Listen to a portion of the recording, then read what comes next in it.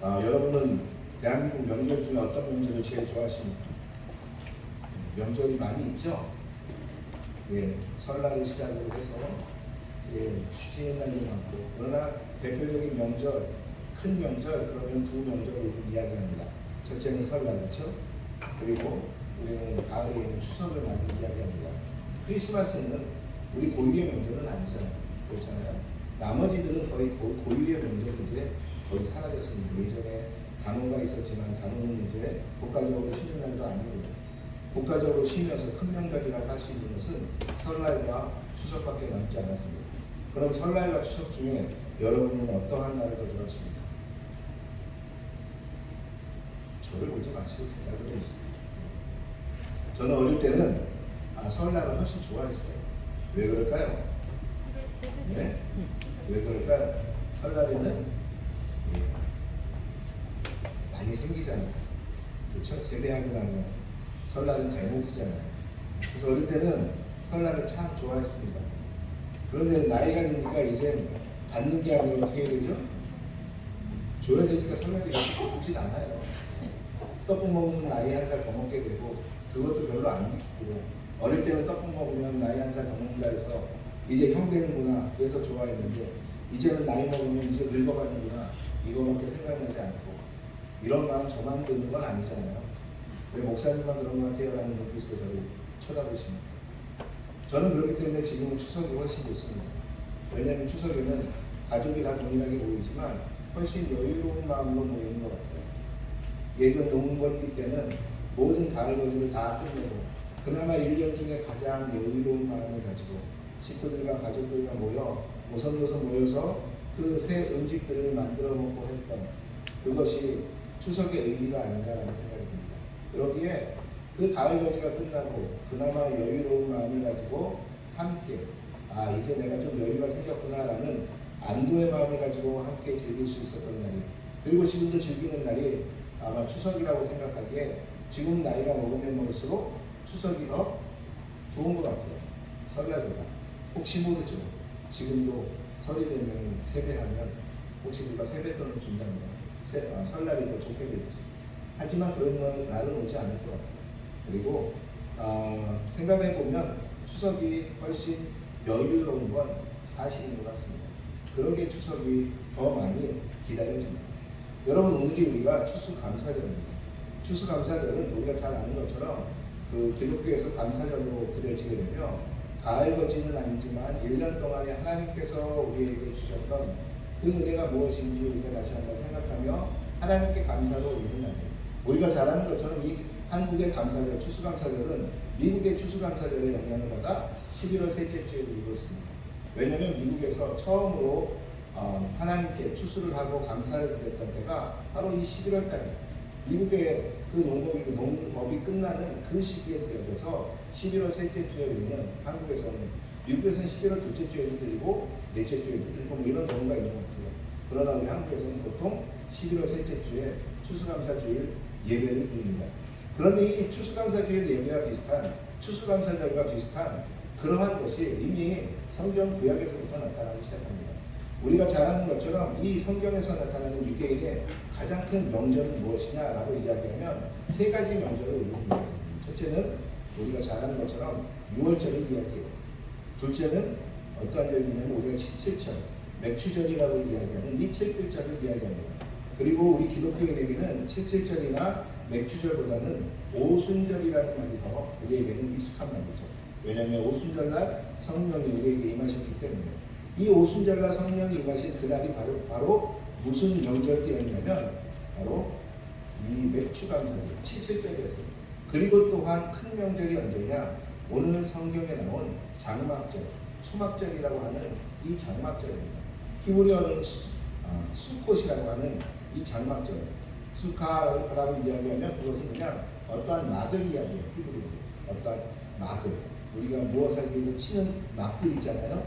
이게 수카인데 이것의 복수형이 수콧이에요. 그래서 이 수콧하면 장막을 치는 그러한 날이에요. 이스라엘 가보면 아파트가 좀 재밌게 생겼어요. 우리나라는 1층부터 뭐 15층, 20층 다 똑같이 다 평면으로 쭉 올라가 있잖아요. 그런데 이스라엘은 보통 1, 2층을 함께 써요. 아파트가. 그런데 1층은 좀 더 길고 넓고 2층은 짧아요. 다시 말하면 모든 게 1층은 길고 2층은 짧고 3층은 길고 4층은 짧고 5층은 길고 6층은 짧고 이런 식이에요.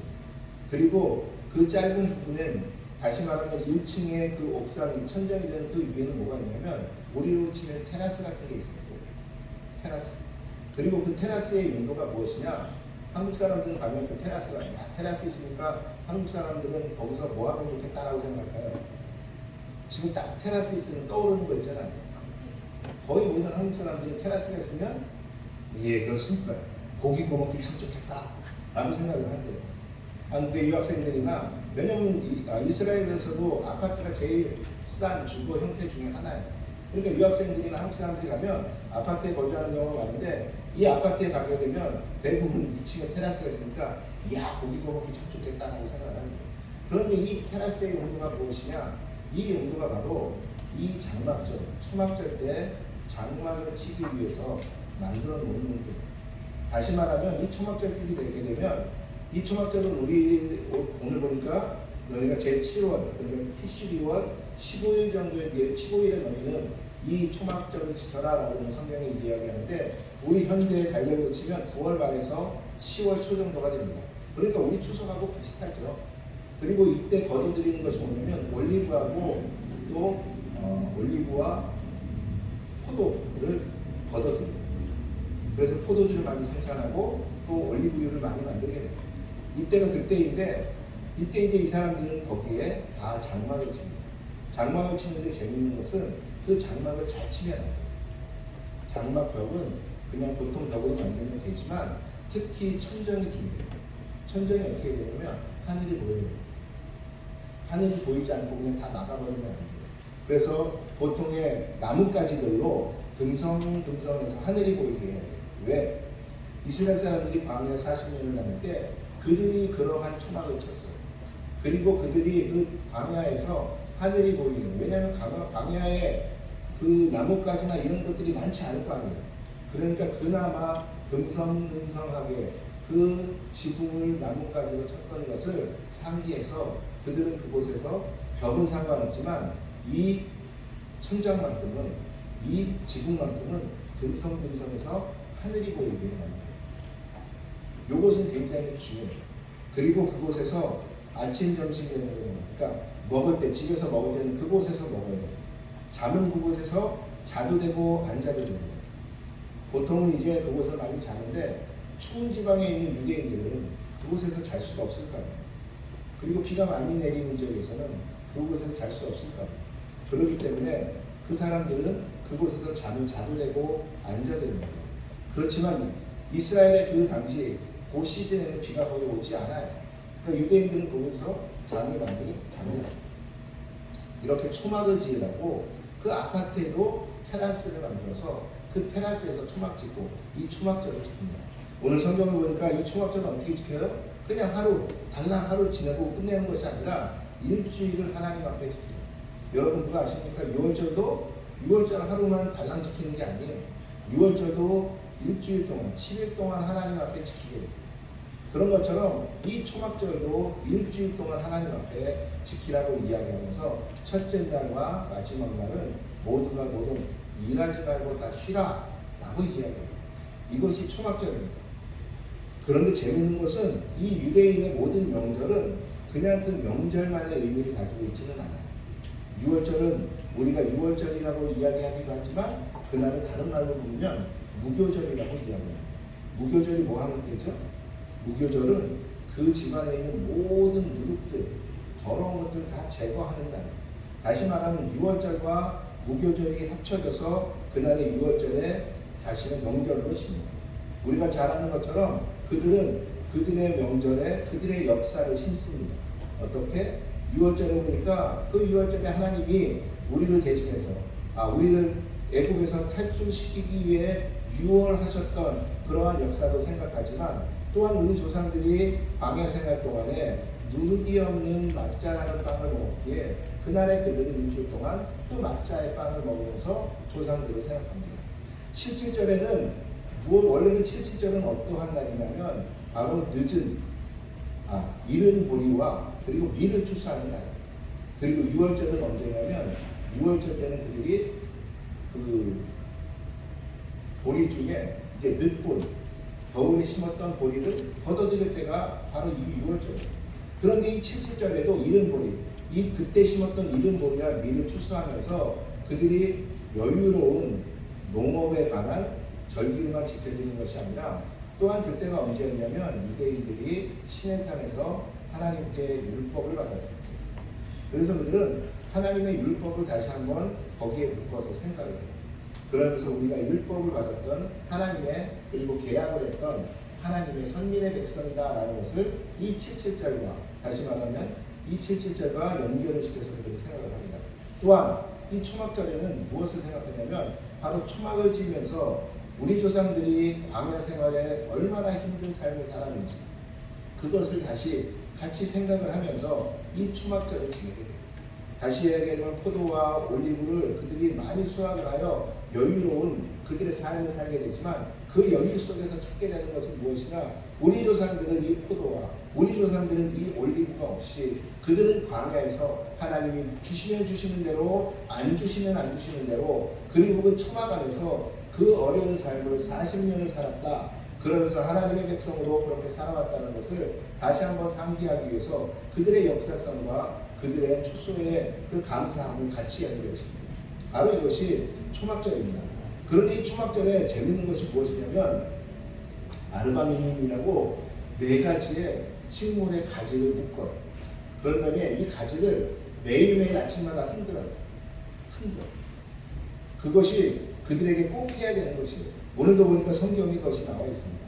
가지를 너희가 이런 가지들을 너희가 묶어서 너희가 그것을 하나님께 흔들어서 영광을 드리라 라고 이야기를 합니다. 이것은 무엇을 이야기하냐면 바로 이 아르바메임은 4가지인데 첫째는 하나는 에트로그라는 레몬과 비슷한 과일의 가지, 그 가지를 꺾고 또 하나는 루람이라는 종려나무 가지를 꺾고 또 하나는 하다스라는 도금이 되어 있는 도금 문양이 있는 그러한 나뭇가지들을 꺾고 그리고 마지막으로 아라바라는 우리로 치면 버드나무가지를 꺾습니다. 이 4가지의 가지를 꺾어서 그들이 흔들면서 하나님 앞에 매일 내가 어떻게 사는 삶, 이 초막절이 어떠한 의미를 갖는지 그들은 생각합니다. 그런데 이 4가지 가지의 의미를 그들은 유대 랍비 전승에 의하면 이렇게 이야기해요. 이 에트로그라는 과일은 향도 있고 맛도 있대요. 그래서 향도 있고 맛도 있으니까 율법도 잘 지키면서 율법을 알면서 율법도 잘 지키는 사람의 모형이다 이렇게 이야기합니다. 또한 이 투라움이라는 종려나무 우리가 무화과잖아요. 이 무화과는 맛은 있는데 향은 없어요. 그러니까 무엇이냐면 이 사람들이 율법은 알지만 삶 속에서 이 율법을 실행하지 않는 사람의 대표가 바로 이 종려나무까지다 라고 이야기한다는 거죠. 또 한 가지는 하다스라고 이야기하는 이 도금형 나무까지는 어떤 것이냐면 맛은 없으나 향은 좋아요. 그러니까 어떠한 사람을 대표적으로 이야기하냐면 하나님의 율법은 모르지만 선하게 사는 사람, 그런 사람들이 많이 있잖아요. 그렇죠? 그런 사람을 대표한다라고 이야기하고 특별히 버드나무까지, 이 버드나무까지는 맛도 없고 향도 없어요. 그러니까 율법도 모르면서 그냥 세상에서 그냥 삶대로 이끄는 대로 살고 싶은 대로 사는 사람의 대표적인 모형이다 라고 이야기하면서 이 세상 사람들의 논란을 모아 하나님 앞에 흔들어 영광을 누리는 이날이 바로 초막절이 그러한 날이라고 이들은 이야기합니다. 이 초막절에 대한 이야기는 여러 가지가 있지만 이 성경에도 많이 나타납니다. 그런데 특별히 우리가 잘 아는 초막절에 대한 그 상황은 언제가 있냐면 바로 요한복음 7장에 나타나는 그 하나님의 예수님께서 하신 말씀입니다. 예수님께서 예루살렘에 올라가서 사람들이 그 예루살렘에 모여서 그 초막절을 지키는 걸 봐요. 초막절을 지키는 걸 보면서 그때 사람들이 그럽니다. 이 초막절을 통해서 힘겨워하고 기뻐하고 막 그런 걸 보는데 거기서 예수님이 이렇게 말씀하세요. 야, 너희가 정말로 그 갈증 속에서 너희가 정말 생수를 얻기를 원하느냐?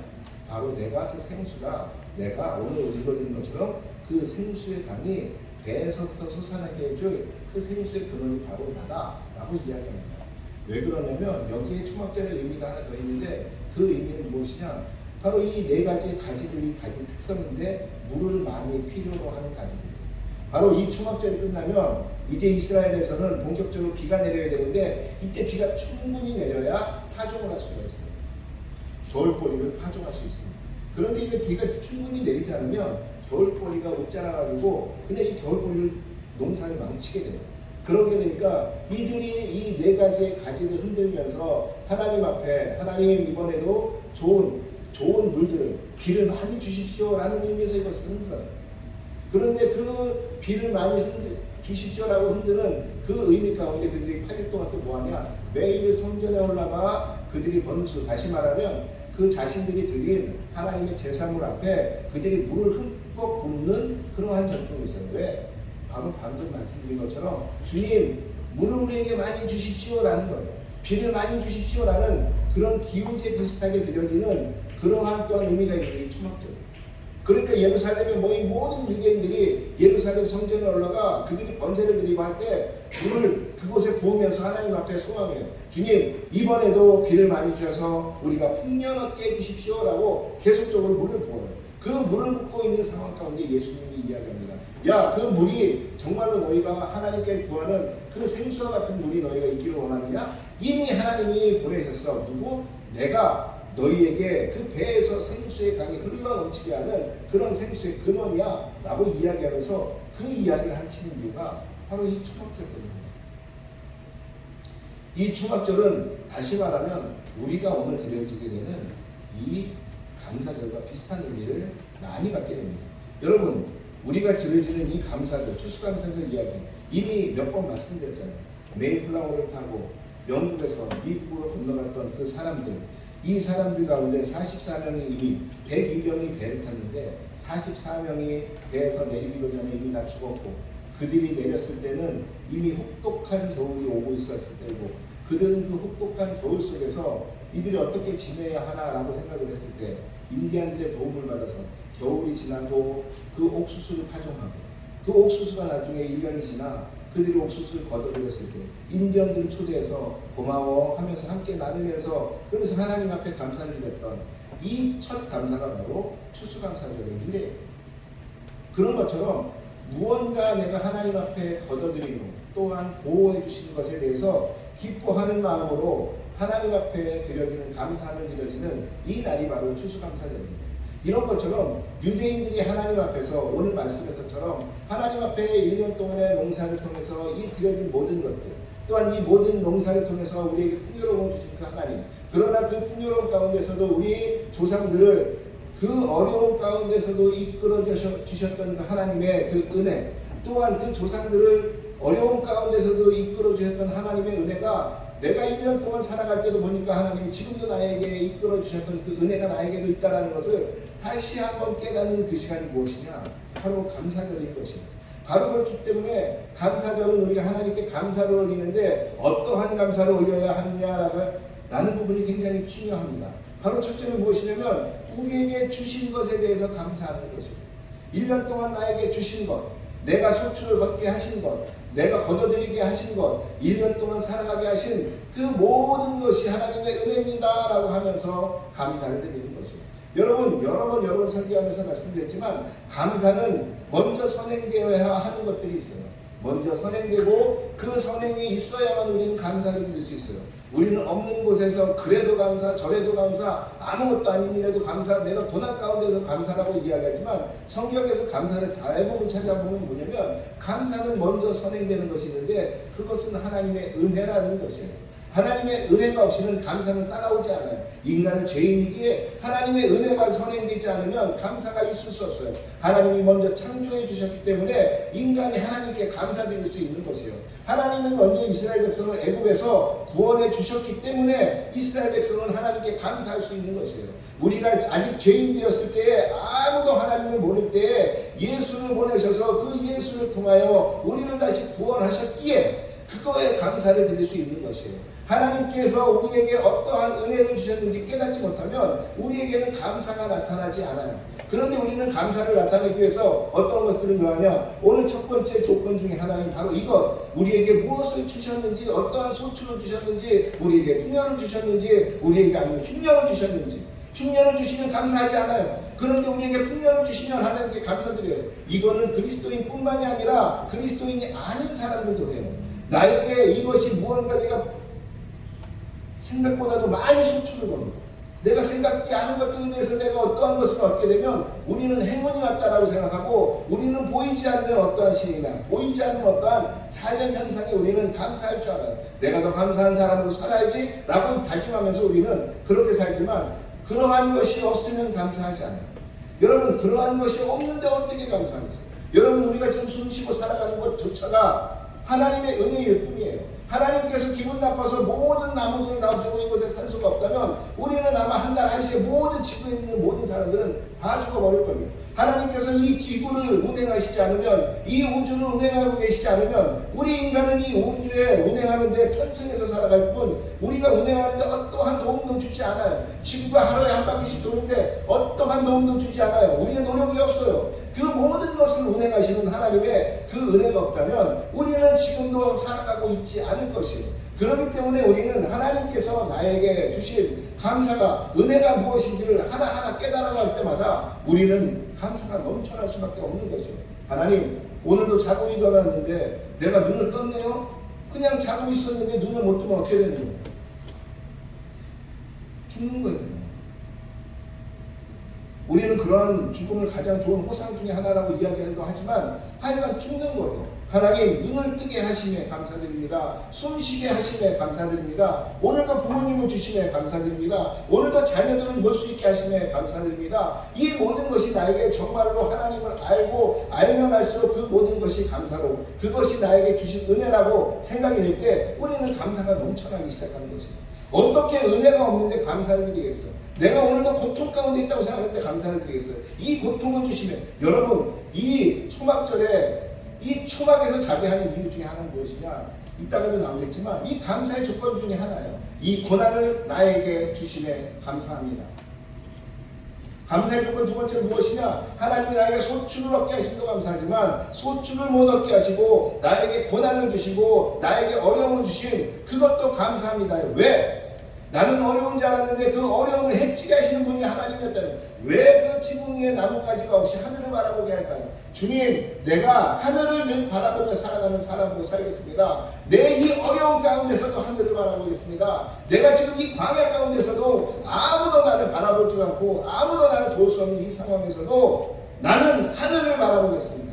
여러분, 그렇기 때문에 초막절에 다시 한번 말씀드리지만 그 장막을 칠 때, 초막을 칠 때 절대로 듬성듬성하게 하면서 하늘이 안 보이게 해야지 그것을 좋은 슬레이트로 친다든가 해서 하늘이 안 보이게 하면 그것은 아웃이에요. 다시 말하면 하늘을 바라보는 것, 그 고통 가운데서도 하늘을 바라볼 수 있게 하는 것, 이것이 초막절의 정신이라는 거죠. 여러분, 감사는 하나님이 나에게 고난을 주신 것도 감사한 것이에요. 왜? 그 고난을 통하여 우리 그리스도인들은 어떻게 해야 돼요? 하나님을 바라봐야 되는 것이에요. 고난을 통하여 죽음을 바라보는 것이 아니라, 고난을 통하여 나의 삶의 밑바닥을 바라보는 것이 아니라, 고난을 통하여 하나님을 바라보게 하시는 그 은혜를 우리는 감사드리는 거라는 거죠. 그래서 우리는 고통 가운데서도 감사하는 거죠. 그래서 우리는 고난 가운데서도 감사하는 거죠. 왜? 그 고난을 통하여 하나님은 우리를 만들어 가시고 하나님만 바라보게 하세요. 여러분, 목회자를 하나님께서 만들어 가실 때 여러 가지 고난을 만들어 주십니다. 목회자가 고난을 받지 않고 큰 목회자는 시스템적으로 대형 교회에서는 갈 수 있지만 만약에 우리 교회에 온다면 그분들 잘 견디는 거예요. 작은 교회, 다 보이는 교회, 그리고 그 목회자의 역량에 따라서 움직이게 되는 교회, 이러한 교회에 하나님이 어떠한 목회자들을 보느냐? 하나님께로부터 수많은 고난을 받았던 목회자. 그런데 그 고난 가운데서 그 고난마다 하나님을 바라봤던 목회자. 이 목회자를 하나님이 쓰세요.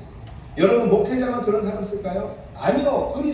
그런 그리스도인들을 하나님이 쓰세요. 어떻게 그 고난 가운데서도 하나님을 그래서 그 하나님을 바라보며 하나님이 40년의 광야 생활 가운데 이 광야를 끝내게 하시는 그 하나님을 경험한 사람들, 이 사람들을 하나님은 나의 종, 나의 제자, 나의 자녀라고 이야기한다는 것이요. 이 사람들이 곧 나의 사람들이라고 이야기한다는 것이요. 하나님의 사람으로 바뀐 사람들, 어떤 사람들, 세상에 의지하고 살았던 사람들이 그 고통과 고난 가운데서도 하나님을 바라보며 하나님께로부터 오는 은혜로 말미암아 내가 세상의 고난과 고통을 이겨낼 수 있는 사람들. 그래서 고난과 고통이 감사가 되는 것이에요. 또 하나 감사는 무엇이냐? 내가 불완전하다는 것을 인정하는 것이 감사해요. 내가 고난과 고통 가운데 내가 이것을 이겨낼 수 없음을 인정하는 것이에요. 여러분, 어떻게 폭풍이 치고 어떻게 태풍이 치고 어떻게 세상 가운데 지진이 일어나는데 그 모든 것을 인간이 컨트롤할 수 있습니까? 여러분, 그것을 내가 어떻게 컨트롤할 수 있습니까? 심지어는 지나가는 버스가 와서 나는 똑바로 가고 있는데 친다면 그것도 나는 컨트롤할 수 없는 것이에요. 우리는 스스로가 항상 생각해요. 인간은 굉장히 교만해요. 저는 굉장히 교만한 인간입니다. 어느 정도냐면 저는 뭐든지 할 수 있다고 착각해요. 저는 뭐든지 옳다라고 착각해요. 제 자신이 항상 이야기하면 항상 옳음을 주장해요. 나는 완벽해요. 완벽하지 않다고 생각하는 적이 없어요. 이것이 인간이에요. 그런데 이 인간이 불완전하며 하나님이 없으면 못 살아가는구나. 이것을 깨닫게 하는 게 은혜라는 것이에요. 내가 완벽하다고 생각하는데 그 완벽함을 떨쳐버리고 주님이 없으면 내가 할 수 없습니다. 주님이 없으면 오늘도 살아가기 힘듭니다. 주님이 없으면 주님이 창조해 주신 그 본연의 아름다운 인간의 모습으로 살 수 없습니다. 라는 것을, 나는 불완전합니다 라는 것을 느끼게 하는 것. 이것이 이 초막절과 감사절에 비하면 감사의 조건입니다. 그러면서 마지막은 무엇이냐? 초막절도 그렇고 우리의 그 추수감사절도 그렇고 동일한 것이 있는데 결단이 있어야 돼요. 어떠한 결단? 주님, 나누겠습니다. 주님, 함께 가겠습니다. 내 옆에 있는 사람과 나누겠습니다. 내 옆에 있는 사람과 함께 가겠습니다. 왜? 초막절에 사람들이 하나님 앞에 번제를 드리며 함께 이 초막절은 이 세계의 큰 명절 중에 가장 사람들이 들떠있는 명절이에요. 가난한 사람부터 부자의 모든 사람까지도 다 들떠있고 여유가 있는 이 명절이에요. 왜 그럴까요? 이 명절에는 사람들이 서로 나눠요. 왜냐하면 이미 소출이 많아요. 많이 걷어들였어요. 여유 있는 곳에서, 우리 곳간에서 인심이 난다고 바로 여유 있는 마음에서 그들이 나누기 시작해요. 그리고 초막절은 하나님께서 서로 나눠서 함께 먹으라고 말씀하죠. 함께 먹으며 나눠요. 여러분, 추수감사절에도 그들이 처음으로 인디언에게 옥수수를 어떻게 심어야 되고 어떻게 길러야 되는지 배운 다음에 그들이 없는 곳에서 굶어 죽어가면서도 키웠던 그 옥수수를 처음으로 하나님께 기뻐하며 올려드리며 하나님께 감사의 예배를 드릴 때 그들이 초청한 사람들이 누구냐? 그 인디언들이었어요. 인디언들을 초청해서 고마워, 감사해 하면서 우리 함께 먹자, 함께 나누며 그 기쁨을 나눴더니 그 기쁨이 어떻게 됐겠어요? 더 배가가 되고 더 큰 기쁨이 돼서 나에게 돌아오는 거죠. 여러분, 그런 것처럼 바로 이 감사절의 조건은 무엇이냐? 내가 결단하는 것이에요. 주님, 그렇습니다. 이 많은 은혜를 나에게 주셨는데, 이 많은 은혜들을 나에게 주셨는데, 지금까지 난 몰랐는데 보니까 주님이 고난 주신 것도 나에게 은혜였고, 내가 불안정한 것도 깨닫게 하는 것도 나의 은혜였고, 내가 1년 동안 하나님의 보호를 받으며 살아간 것도 은혜였고, 내가 지금까지 이렇게 산 모든 것이 주님의 은혜였는데 이 은혜를 나 혼자 갖지 않겠습니다. 이 은혜를 옆에 있는 사람과 나누겠습니다. 이 은혜를 통해서 내가 기쁨, 내가 주님께서 말씀하신 그 생수의 나의 배에서부터 그것이 용솟음 친다면 이 기쁨의 이 샘이 옆에 있는 사람에게도 넘쳐나도록 내가 이것을 나누겠습니다라는 결단이 있는 것이 바로 감사절의 조건입니다. 여러분은 어떠한 것에 감사합니다. 오늘 대표 기도하실 때 우리 집사님께서 대표 기도 중간에 이런 말씀을 하세요. 주님, 좋은 대학에 들어가고 많은 것을 주시고 그것에 대해서 감사하는 것이 감사한 거라는데 그것이 감사가 아니라 주님을 바라보며 주님께서 주신 것에 감사할 수 있는 우리가 되겠다는 겁니다. 그렇습니다. 감사의 조건은 우리가 만드는 것이 아니에요.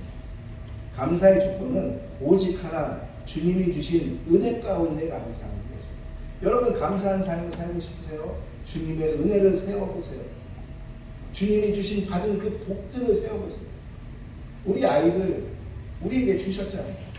비록 공부 못하고 비록 말 더럽게 안 들어도 그래도 우리에게 주셨잖아요. 그 자녀들을 바라볼 때마다 감사할 수 있어요. 저 원수가 저 아들이 공부 좀 하는 한 시간씩 하면 얼마나 좋을까. 감사의 조건을 내가 만드는 것이 아니에요. 주님이 주신 것에 대해서 그것을 가지고 은혜로 생각하고 은혜가 될 때 그것이 감사한 것이에요. 제가 어젯밤에도 큰아들과 전화를 하다가 이 마음이 계속적으로 싸우고 있는 것을 느껴요. 큰아들이 있는 것만 해도 감사한데 그때로 제가 얘기한 대로 들어주지 못하는 그놈을 볼 때마다 이 우라가 치미는 이 두 가지의 마음이 계속 부딪히는 거예요. 그러다 몇 마디 하고 전화를 끊으면 또 후회를 해요. 하나님이 주셔서 감사한 저 아들에게 내가 오늘 또 나의 조건을 달아 내가 저 아들에게 또 저 아들을 혼냈구나. 이 갈등 가운데 이 아들을 주신 것이 나에게 주신 그 하나님의 은혜에 감사하는 거지 내 조건을 달아놓고 그 조건이 이루어지면 감사하는 것이 아니라는 것이에요. 여러분은 어떠한 이 추수감사절을 여러분의 추수감사절은 여러분에게 어떠한 의미로 다가오십니까? 주님 1년을 돌아보니까요 제가 사업을 하는데 마이너스 쳤어요. 주님 1년을 돌아보니까요 작년까지는 제가 A였는데 지금 우리가 B였어요. 주님 저에게 이번 올해 주신 게 아무것도 없군요. 제가 감사할 것이 이렇게 감사의 조건을 내가 만들어버리면 그 감사의 조건 가운데 우리가 감사할 수 있는 것이 도대체 1년 동안 몇 번이나 될까요? 그리고 감사하지 않는 그 인간은 얼마나 그 마음이 공허하며 그 마음이 외로울까요? 여러분 그러나 하나님이 주신 은혜를 세우세요. 오늘도 숨쉬게 하시는 그 하나님, 오늘도 이곳에서 함께 모여 예배할 수 있게 해주신 그 하나님, 그러니 내가 감사할 수밖에 없습니다 라고 이야기하면 우리는 감사의 조건들이 순간순간마다 넘쳐나는 거죠. 여러분 이 설교를 듣고 있는 우리 와이프는 저희가 어떤 생각을 하고 있을까요? 저 원수 집에서 좀 저렇게 하지 라는 생각을 갖지 않을까요? 그러나 그래도 저 원수라도 나에게 남편을 주신 하나님 감사합니다. 은혜를 저 원수가 나의 어쩌면 은혜일 수도 있겠네요 라고 생각한다면 하나님 앞에 감사가 되는 거죠. 여러분 감사는 나의 조건에 있는 것이 아니라 하나님의 은혜에 있는 것이에요. 말씀 마무리하겠습니다. 진정한 감사는 편안한 안락함 속에서가 아니라 자신의 취약함의 의존성을 인정하는 데서부터 오게 됩니다. 현대 우리는 아주 좋은 건물들에서 살아요. 또 먹을거리가 풍성하게 넘쳐납니다. 그래서 우리가 하고 싶은 모든 조건들은 우리 가까이에 늘 있어요. 이런 것들은 우리의 감사의 조건이 될 수 없습니다. 오직 하나, 하나님께서 나를 어떻게 인도하셨는지 그리고 어떻게 은혜를 주셨는지 그것을 생각할 때만이 우리는 하나님 앞에 감사할 수 있는 것입니다. 단순히 있는 것에 대해서 감사하는 것을 넘어 내가 여기 무사히 오늘도 존재할 수 있게 한 그 모든 보이지 않는 하나님의 인도하심 그것을 생각할 때 우리는 진정 감사할 수 있는 그리스도인이 될 수 있다고 믿습니다. 여러분 초막절에 왜 초막절에 굳이 어려운 그 나뭇가지로 지은 좋은 집 내비두고 그 초막에서 먹고 자고 할까? 바로 그 초막에서는 감사가 있었지만 콘크리트 아름다운 아파트 속에서는 감사가 줄어듭니다. 여러분 그렇게 하나님 앞에서 편안한 안락함에 감사를 추구하는 것이 아니라 하나님이 나에게 주신 나와 동행해 주시는 그 하나님 때문에 감사하는 저와 여러분 되기를 주의 이름으로 축원하겠습니다. 바로 그러한 감사가 풍성이 넘치는 우리 디사이플의 모든 성도들의 가정과 성도들의 그 개인들 되기를 주의 이름으로 축원하겠습니다. 특별히 우리 한국으로 돌아가시는 우리 이하승 목사님 이곳에서 했던 것처럼 늘 하나님께 초점을 맞추며 그 하나님께서 오늘도 주시는 그 작은 은혜들을 세워보며 그 작은 은혜들을 통하여 그날그날의 감사를 올려드리는 그러한 복의 삶이 되기를 주의 이름으로 축원하겠습니다. 그렇게 기대하겠습니다.